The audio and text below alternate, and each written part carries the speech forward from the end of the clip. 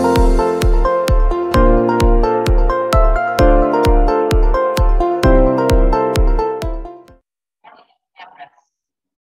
warahmatullahi wabarakatuh.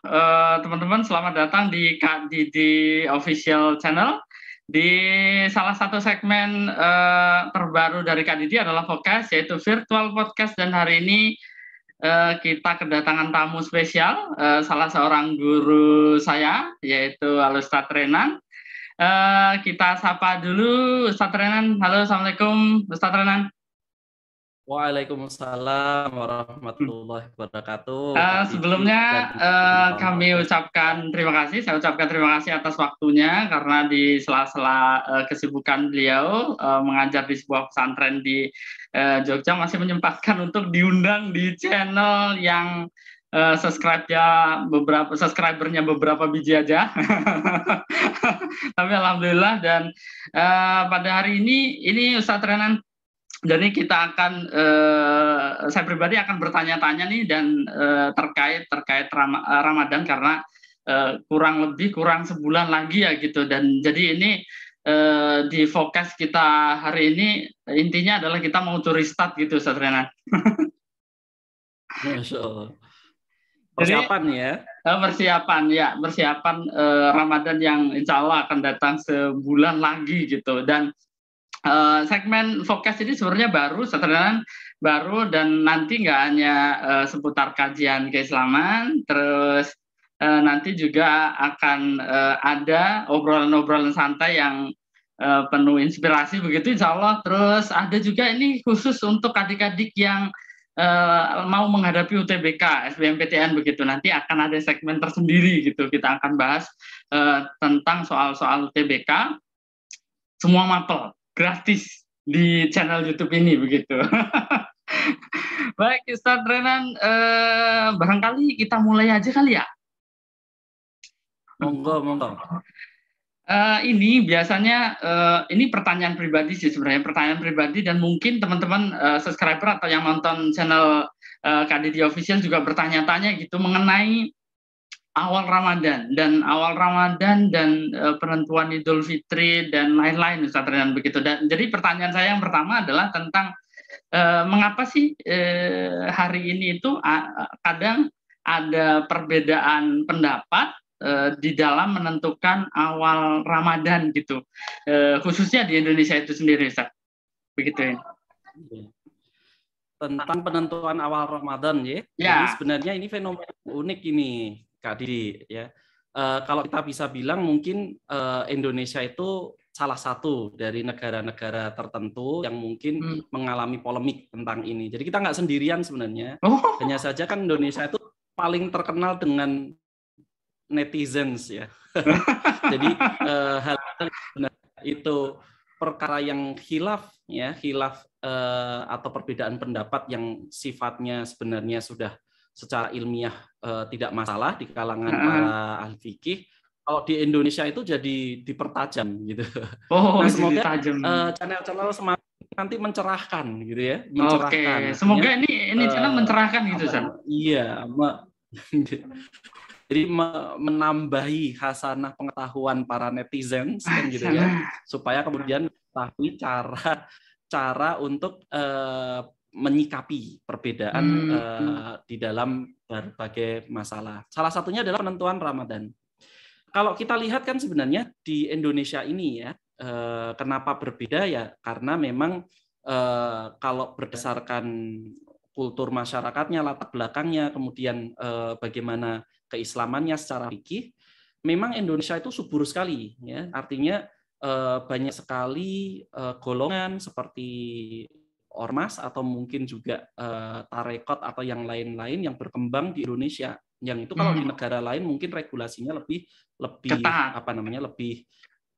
Lebih ketat gitu ya. Kalau di Indonesia kan kita permudah gitu, sehingga akibatnya hal-hal yang baru, hal-hal yang berbeda itu muncul satu persatu. Nah, tapi kalau kita simpulkan mungkin penentuan Ramadan, masuknya Syawal gitu ya, itu di Indonesia ini yang berlaku dari kebanyakan itu mungkin kita bisa kerucutkan pada 3 metode sebenarnya. Ini poin pentingnya nih. Kenapa kok berbeda ya? Ya, karena masing-masing mengambil atau membawa metodenya sendiri-sendiri gitu, tanpa kemudian tidak mau tahu gitu ya, tanpa mau tahu bagaimana khilaf yang terjadi yang menjadi dasar dari 3 metode itu. Oh, tapi Seperti itu. ini Ustaz, sebelum kita bahas ke masing-masing metode atau 3 metode yang ada itu, sebenarnya dari ketiganya itu bisa nggak sih misal dijadikan satu gitu, 3 metode itu dirangkum, kemudian sehingga kemungkinan untuk terjadi apa namanya perbedaan pendapat itu akan sedikit terkikis gitu. Jadi bisa bareng gitu kan, kita sebagai orang awam itu, saya pribadi akan mengikut, ini kenapa kok jadi beda ya, ada yang ini tanggal misal hari ini nih, ada yang masih besok gitu. Dari ketiganya itu sebenarnya bisa nggak sih? Ya, tentang menyatukannya itu justru nanti kita bisa bahas kalau kita sudah melihat bagaimana metode-metodenya. Kuncinya, ya kata kuncinya sebenarnya ada di peran pemerintah. Oh gitu. Karena kan Ya. karena regulasi semua itu kan sebenarnya yang dipegang oleh pemerintah. Hanya saja kemudian sebagian kaum muslimin kita kan menganggap pemerintah itu bukan ulul amri ya. Artinya ulul amri dan pemerintah yang sekarang perintah Indonesia itu beda. Sehingga ruang lingkupnya, kalau ruang lingkup itu padahal seakan-akan pemerintah tidak bisa melakukan regulasi. Padahal ini sesuatu yang bisa kita diskusikan, ya. Asalkan kita meletakkan egonya dulu, gitu ya. Oh, jadi gitu. kita meletakkan poin egonya penting dulu, baru kemudian nanti kita membutuhkan ibaratnya satu peran yang ada di atas kita semua ya. Dalam hal ini adalah pemerintah yang berhak. Seperti itu. Karena memang upaya pemerintah ada Kak Didi, cuma mungkin belum sempurna atau belum ini aja, belum ketemu. Oke. Berarti masuk ke 3 metode yang Ustadz Renan tadi sempat sebutkan aja, Ustadz. Apa aja itu ketiga-tiganya itu? Ya, mungkin ini bagi teman-teman netizens ya, Masya Allah, netizen saya sebutnya, termasuk Kak Didi juga nih. Iya, termasuk saya juga netizen. Hadis yang sahih diriwayatkan oleh Imam Bukhari dan Imam Muslim ya, ketika Kanjeng Nabi SAW bersabda dari hadis Abdullah bin Umar ya, beliau bersabda idza ra'aitumuhu fasumu fa idza ra'aitumuhu faftiru ya. Apabila engkau melihatnya maka berpuasalah, dan kalau engkau melihatnya maka berbukalah. Nah, di situ domirhu itu kembalinya kepada hilal gitu ya. Domir itu kembali kepada hilal. Jadi kalau kita lihat buka kitab kitab fikih klasik gitu ya, fikih klasik, karena berkaitan dengan hal ini kita mau nggak mau ya harus buka kitab-kitab yang kalau orang bilang kitab kuning gitu ya. Nah, yang jadi patokan adalah hadis tersebut.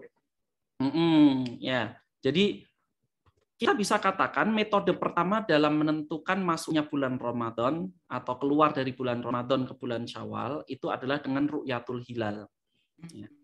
For your information, Kak Didi. Wah, ini mungkin istilahnya. Saya mengambil istilah panjenengan ini ya. Jadi hilal itu adalah bulan sabit pertama ya, bulan sabit pertama agar kita paham dulu gitu, agar kita paham. Bulan sabit pertama yang terlihat setelah bulan mati. Ya, di setiap bulannya. Jadi di setiap akhir bulan ya, yang penanggalan Islam itu menggunakan kalender Komariah. Ya, menggunakan periode ya, menggunakan pengamatan periode sideris dan sinodis kan ya, dari gerakan bulan dan penampakannya itu. Maka nanti penampakan bulan pertama, bulan sabit pertama yang disebut dengan hilal. Gitu. Nah, kalau ru'yatul hilal nih ya, sebagaimana perintah Kanjeng Nabi SAW yang harus kita, yang kedua setelah kita tahu hilal, yang kedua yang harus kita ketahui bahwa penanggalan dalam Islam itu hanya 29 hari atau 30 hari per bulan. Jadi di dalam kalender Komariah gitu ya, periode sinodisnya itu hanya 29 atau 30 hari. Jadi tidak mungkin satu bulan 28 hari atau 31 hari. Jadi hanya 2 opsi itu. Jadi ketika kita ingin mengetahui apakah bulan berikutnya itu sudah masuk atau belum, pada tanggal 29 di akhir bulan gitu ya, itu dilakukan pengamatan hilal tadi di arah ufuk barat gitu kan. Ya. Jadi ini mohon maaf. Jadi ru'yatul hilal itu melihat bulan sabit. Iya, betul. Dengan mata telanjang atau gimana maksudnya? Nah, itu kan dari kata ro'a ya, ru'yatan itu kan berarti pengamatan atau penglihatan ya, penglihatan terhadap hilal tadi. Apakah kemudian harus mata telanjang? Pada asalnya sih para ulama sepakat tidak harus dengan mata telanjang atau harus menggunakan alat, keduanya nggak masalah, asalkan terlihat gitu ya. Poinnya adalah terlihat. Kalau memang mata seseorang itu awas terlihat langsung nggak masalah, ya harus guna teropong diinginkan secara syar'i seperti itu. Nah, ini yang dilakukan di tanggal 29 ya, 29 ketika matahari tenggelam gitu. Ketika matahari tenggelam akhir tanggal 29. Nah, itu nanti akan terlihat atau tidak, itu menentukan apakah besok tanggal 1 atau tanggal 30 bulan yang sebelumnya itu.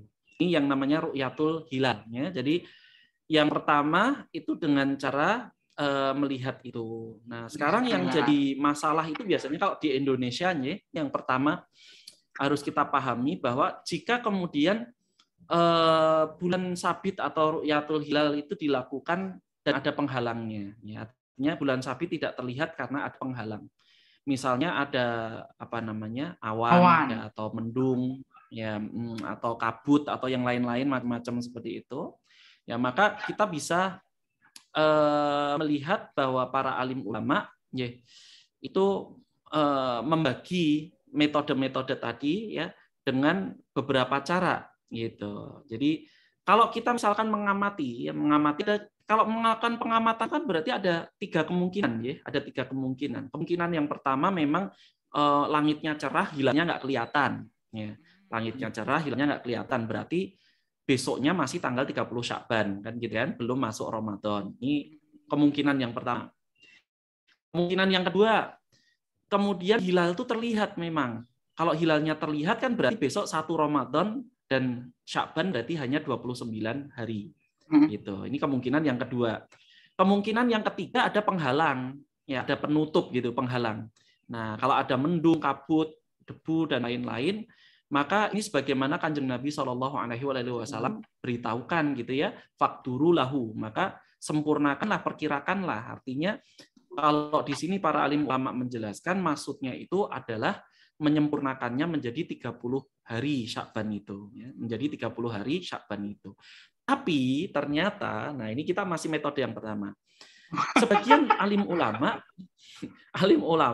itu menyatakan bahwa faqdurulahu, perkirakanlah itu maksudnya adalah menggunakan metode hisab. Gitu. Jadi diperkirakan sistematis. Nah, dengan perhitungan tertentu kan ya. Jadi pergerakan bulan, kecepatannya, sudutnya itu kan sebenarnya secara matematis memang kalau dia stabil ya, tidak ada perubahan atau perubahannya 0,00000 sekian tiap tahunnya, maka itu bisa dikonversi atau kemudian diperkirakan ya. Kemudian diperkirakan dengan metode hitungan tertentu bahwa besok tanggal sekian bulan itu akan berada di titik ini, sudut sekian dan begini bentuknya. Nah, nanti dikonfirmasi kalau memang masih akurat, maka metode itu atau hitungan rumusan itu akan digunakan terus. Nah, ini yang disebut metode hisab. Hanya saja metode hisab itu ternyata gini Kak Didi, metode hisab ini kalau saya sendiri sebenarnya tidak ingin membahasnya dari sisi adu dalil, karena ini terlalu fikih banget. Kita kan ketahuannya. Iya benar-benar. Karena memang kalau metode-metode hisab itu membawakan beberapa dalil loh ya. Jadi salah satunya misalkan dalam surat Yunus ya, ayat 5 di mana Allah Subhanahu wa taala berfirman huwallazi ja'ala syamsa diya'an wal qamara nuran wa qadarahu manazila lita'lamu adadas sinin wal hisab. Nah, di situ Allah Subhanahu wa taala berfirman, huwallazi, dialah yang menjadikan ja'ala syamsa, ya menjadikan matahari itu diya'an bersinar, wal qamara nuran, dan bulan itu bercahaya. Wa qadarahu, ya, dan menjadikan atau menetapkan manzilah-manzilah tempat-tempatnya. Lita'lamu ya, supaya kalian tuh mengetahui ada sinin wal hisab, agar kalian mengetahui bilangan tahun dan hisab, perhitungan waktu. Nah, berdasar ayat ini ya, ini yang biasanya digunakan oleh para pelaku hisabnya dalam metode penentuan tanggal itu berdasarkan ayat ini. Hanya saja kan sebagian ulama menyatakan yang ada yang kemudian menyatakan ini tidak sharih, tidak tegas untuk dijadikan hujah metode hisab dan lain-lain gitu ya. Tapi yang ingin saya beritahukan kepada teman-teman sekalian termasuk Kak Didi ini ya, bahwa di Indonesia itu metode hisab ternyata juga ada 2 cara loh ya. Hitungannya itu ternyata ada 2 juga. Nah, ini yang unik ini. Ini unik karena ternyata yang melakukan ruqyat pun itu juga melakukan hisab ternyata. Ya, terkadang mereka juga menghitung secara hisab. Nah, yang pertama namanya yang pertama namanya hisab wujudul hilal hakiki. Ya. Jadi dengan cara menghitung, ya, memperkirakan terbentuknya hilal asalkan di atas 0 derajat dari ufuk. Jadi asalkan dia 0 derajat mau terlihat mau enggak, kalau dia diperkirakan di atas 0 derajat pada jam tersebut ketika matahari itu tenggelam, ya, apakah dia terlihat ataukah tidak, maka dianggap bahwasanya besok itu sudah Ramadan. Nah, ini biasanya hisab yang digunakan oleh ormas Muhammadiyah misalnya ya, atau beberapa ormas yang lain. Ini hisab wujudul hilal hakiki. Asalkan dia di atas ufuk 0 derajat gitu ya, di atas 0 derajat artinya membentuk sudut sekian derajat di atas ufuk. Seperti itu. Ini metode yang kedua memang banyak. Kemudian yang kedua ada yang namanya hisab imkanur ru'yat. Nah, kalau ini lebih rumit lagi karena mungkin ya dia melibatkan ahli-ahli astronomi Kak Didi gitu. Jadi imkanur ru'yat kan artinya memungkinkan untuk dilihat ya. Dia hisab dengan metode menghitung, artinya dari tanggal sekian sekarang pun besok sudah bisa diperkirakan berapa derajat hilal itu sudah berada ketika tanggal sekian. Nah, caranya dengan memperhitungkan posisi hilal yang terbentuk harus berada di atas sudut minimal tertentu yang memungkinkan untuk diamati. Dan ternyata yang dipakai di Indonesia itu ada paling tidak ada 3 loh. Ya. Masya Allah, yang saya gunakan tadi ya. Rumit ya. Pembagian lagi. Yang pertama konvensi Istanbul. Nih, konvensi Istanbul. Istanbul di kota di negeri mana, Kak Didi? Turki ya betul. Jadi di Turki itu pernah tahun 1978 terjadi melakukan konvensi musyawarah ahli hisab ru'yat itulah ya, yang menyatakan sudut minimal hilal itu untuk bisa dilihat atau tampak oleh manusia ya itu adalah harus 5 derajat, minimal 5 derajat. Nah, ini menurut konvensi Istanbul. Artinya kalau hilal itu terlihat ya di bawah 5 derajat, maka misalkan hilal 3 derajat, mana menurut hitungan konvensi ini nanti tidak akan diterima, itu karena tidak dipercaya gitu. Hilal itu tidak mungkin terlihat di bawah 5 derajat. 5 derajat. Nah, sampai di sini saya boleh tanya dulu, Ustaz? Boleh, monggo. Jadi saya dulu itu membayangkan seperti ini, misal ada itu tadi seperti yang Ustaz Renan sebutkan, ada ruqyatul hilal sama ada hisab gitu. Nah, kemudian kalau di Indonesia sempat dengar gitu, ya dengar aja gitu. dengar kalau untuk perhitungan hisab itu kemudian sama kelihatannya ada di metode yang pertama tadi deh, di hisab plus ruqyah tadi, bahwa setelah di atas 0 derajat itu sudah dianggap terlihat itu. Cuma saya dulu itu sempat berpikir lah, di zaman Nabi dulu itu kan patokannya adalah melihat. Nah, sedangkan berarti pandangan kita itu juga maksudnya juga menentukan ya sih. Jadi pandangan kita itu ya yang menentukan sebenarnya yang paling kecil itu berapa derajat gitu. Nah, misal disebutkan 1-2 derajat, ternyata mata kita belum mampu untuk melihat, berarti bisa nggak sih kalau dibilang ya itu emang belum waktunya tanggal 1 Ramadan gitu? atau sesuai yang seperti yang ada di kesepakatan Istanbul tadi gitu. Gimana, Ustaz? Yeah. Kalau tentang itu nih, mengapa kemudian perhitungan wujudul hilal hakiki, asalkan di atas 0 derajat itu hilal sudah ada, ya misalkan dianggap ada, kemudian mau kelihatan mau enggak, mereka tidak melakukan ruqyat memang. Ya, biasanya ya cukup dengan metode hisab saja perhitungan itu. Jadi jika diketahui sudah 1 derajat, oh ini besok tanggal sekian itu hilal sudah 1 derajat, ya maka dia sudah masuk Ramadan. Meskipun tidak dilakukan pengamatan pun nggak masalah.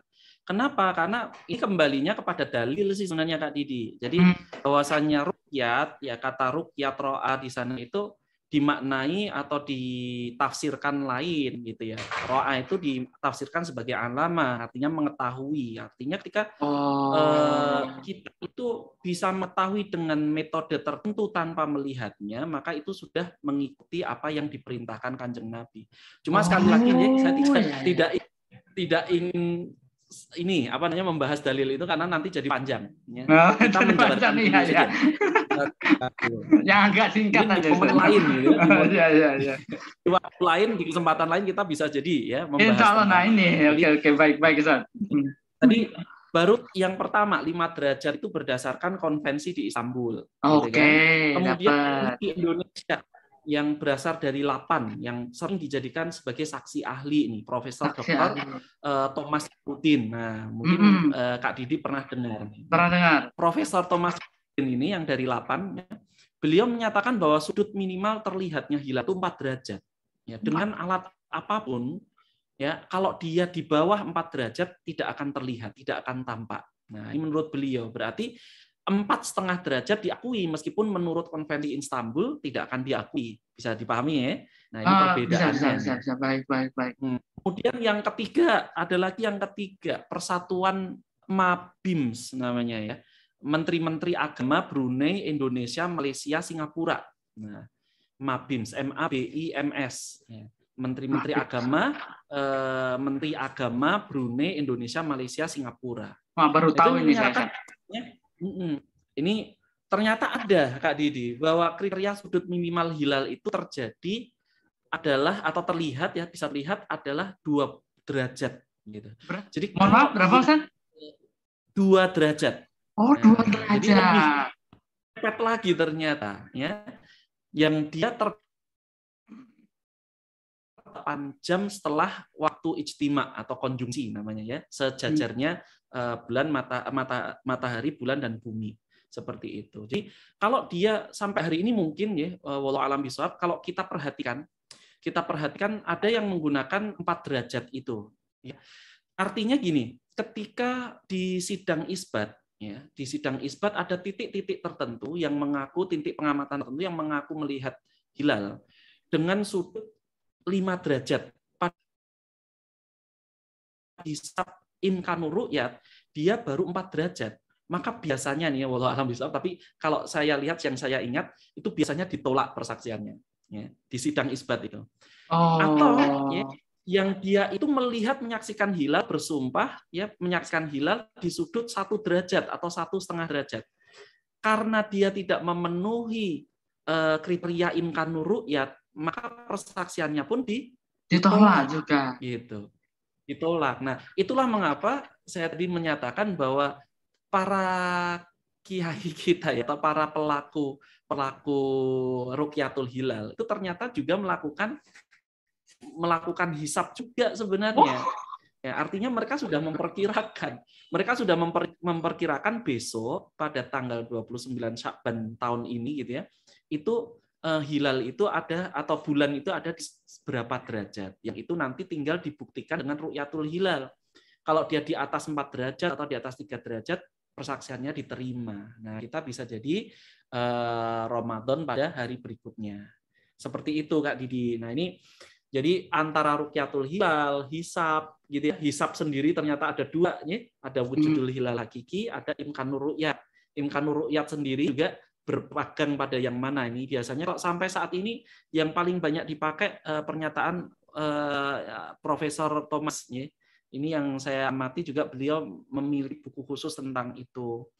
Seperti itu. Nah, Kemudian yang ketiga, kalau yang ketiga ini sebenarnya metode yang nyeleneh ya. Saya anggap nyeleneh kenapa? Karena syad itu aneh, nyelisihi yang lebih kuat. Ya, ini metode-metode menentukan masuk Ramadan dengan mengamati arah angin, mengamati pasang surut air laut seperti itu. Ada ya. Kalau sudah ada.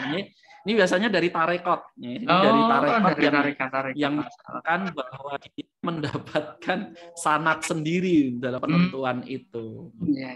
Ya tentu ini jadi sesuatu yang memperkaya hasanah kita bahwa ada di masyarakat yang menggunakan metode itu. Oh, begitu, baik. Nah, ini kan tanya tadi ya, mungkin nggak kita itu bersatu, ya? Mungkin nggak kita itu bersatu? Saya katakan mungkin, Kak Didi. Kenapa? Karena di negeri lain, yang namanya metode hilal dan metode hisab itu juga dilakukan. Ya, juga dilakukan di beberapa negeri tersebut. Itu ternyata tetap mereka berhari raya ya bareng, puasa ya bareng gitu. Pada dua-duanya bisa jadi berbeda hasilnya. Nah, ini kuncinya apa nih, Ustaz? Kenapa? Kuncinya apa ini kok bisa bareng-bareng ini? Kita kira-kira apa yang menyebabkan mereka bersatu? Yang pertama, ya, mereka semua organisasi keagamaan, organisasi keislaman di negeri tersebut semuanya taat patuh pada pemerintah. Kuncinya, ya. Kuncinya ada di pemerintah. Ini yang pertama. Ya. Yang kedua, netizennya atau masyarakatnya ya, tidak seganas netizen Indonesia. Oh, Masya Allah, berarti segala sesuatu cukup aktif ya, berbeda itu diangkat, seneng banget. Oh ya. Ya kita berdoa semoga ketika kita membahas yang khilaf seperti ini kita menaruh ego kita dulu gitu. Taruh dulu di lemari, tutup kunci gembok gitu kan, baru kita bicara ilmiah seperti itu. Jadi nggak masalah. Ada negara tertentu yang mereka menghisap pemerintahnya dan semuanya masyarakatnya ikut saja, nggak masalah. Ya meskipun ada yang melakukan rukyatul hilal, tapi karena pemerintah menggunakan metode hisap, ya mereka jadi satu. Oh, jadi satu. Ada yang menggunakan rukyat yang metode hisap ngikut jadi satu. Nah, di negeri kita itu kan karena itu tadi ya, pandangan bahwa pemerintah itu bukan ulil amri yang dia boleh mengatur atau melakukan regulasi dalam perkara yang peribadahan seperti ini. Nah, ini sudut pandang fikih sih sebenarnya. Dalam hal ini sebenarnya nggak ada di masalah, nggak apa-apa. Seperti itu Kak Didi. Ini yang menyebabkan kita masih galau ya, masih berbeda-beda. Masya Allah. Tapi poin-poin pentingnya udah dapat sih, Zaz. Jadi yang pertama adalah saya kira untuk beberapa metode tadi ya pada awalnya adalah ini benar-benar ini paling sederhana nih kalau misal ruqyah berarti yang lihat langsung atau pakai teropong atau apa, kalau hisab berarti secara perhitungan astronomi gitu. Wah, ternyata lebih rumit dari yang saya bayangkan sebelumnya ya. Nah, baik. Ini ada dua pertanyaan lagi, Ustaz. Kapan istiqmal itu dilakukan, Ustaz? Istiqmal itu menyempurnakan ya. Istiqmal itu artinya ini untuk netizen yang mungkin belum tahu. Jadi dia menyempurnakan bulan sempurna menjadi 30 hari ya. Yakni ketika sebagaimana tadi ya, ketika Nabi Shallallahu alaihi wasallam bersabda fakturu lahu, ya, perkirakanlah, atau kemudian fa'atimuhu, ya, sempurnakanlah, atau lafaz-lafaz yang lain karena berdasarkan beberapa riwayat matannya sedikit berbeda. Nah, kapan kita menyempurnakan? Menyempurnakan itu ketika pertama, ini yang kalau kita bicara seperti itu berarti kita bicara yang dikuatkan dulu ya. Yang pertama yakni ketika hilal itu tidak tampak ya. Jadi tidak tampak, tanpa ada penghalang, tanpa ada ini, memang hilalnya nggak kelihatan. Maka kita sempurnakan bulan Sya'ban menjadi 30 hari atau bulan Ramadan menjadi 30 hari seperti itu. Atau yang kedua, kemungkinan yang kedua ketika terjadi ada al-ghumma, ada mendung, ada kabut ya, ada ada debu seperti itu. Nah, maka dia disempurnakan. Nah, kalau ternyata itu itu sudah masuk Ramadan bagaimana kan gitu ya. Seringkali kan rasa takutnya seperti itu. Nah, ini sebenarnya termasuk hari syak ya. Yaumus syak, hari yang dia memang diharamkan untuk puasa, Kak Didi. Jadi tanggal 30 Syakban ketika terjadi mendung, terjadi tidak bisa dilakukan ru'yatul hilal, ya, tidak memungkinkan untuk mengamati hilal. Nah, maka hari berikutnya itu adalah Yaumus Syak, hari yang dia diragukan apakah sudah Ramadan ataukah masih Syakban. Maka ternyata Kanjeng Nabi SAW melarang seseorang untuk berpuasa pada tanggal tersebut gitu ya. Nah, maka yang diperintahkan berarti bagaimana? Ya, lakukan istiqmal tadi, menyempurnakan tadi. Penyempurnaan 30 hari. Meskipun pada hari berikutnya ternyata hilal atau bulan itu ya, bulan itu tampak 6 derajat. Ternyata tinggi atau 8 derajat tinggi. Berarti kemarin itu sebenarnya sudah Ramadan itu. Ya nggak masalah. Kenapa? Karena kita sudah melakukan apa yang diperintahkan oleh Gusti Allah Subhanahu wa taala melalui lisan Kanjeng Nabi Shallallahu alaihi wasallam. Dan memang itulah kan yang dikehendaki oleh Allah Subhanahu wa taala kan. Ya.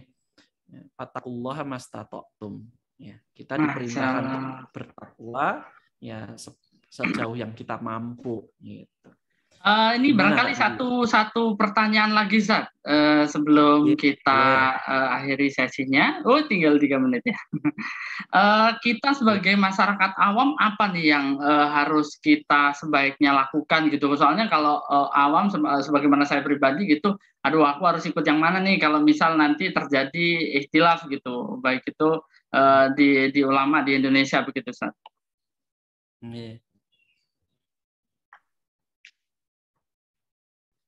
Kak Didi masih menyimak nih ya? Masih. Berarti putus.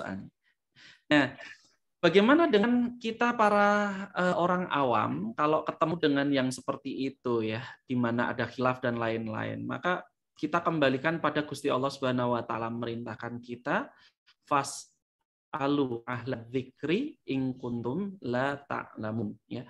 Bertanyalah kalian ya engkau pada ahlu dzikr, pada orang yang berilmu, pada orang yang ahlinya ya. In kuntum la ta'lamun, kalau engkau itu tidak mengetahui tentang suatu perkara. Nah, termasuk di dalamnya adalah perkara ini gitu. Nah, sekarang bagaimana kalau kemudian para alim ulama sendiri mereka berbeda pendapat kan gitu ya. Nah, berbeda pendapat, kita sebagai orang awam itu sebenarnya ya juga punya kewajiban untuk beristihad yang nggak mutlak ya. Jadi yang muqayyad, bersungguh-sungguh ijtihad di sini ini bukan ngarang pendapat, bukan. Maksudnya bersungguh-sungguh untuk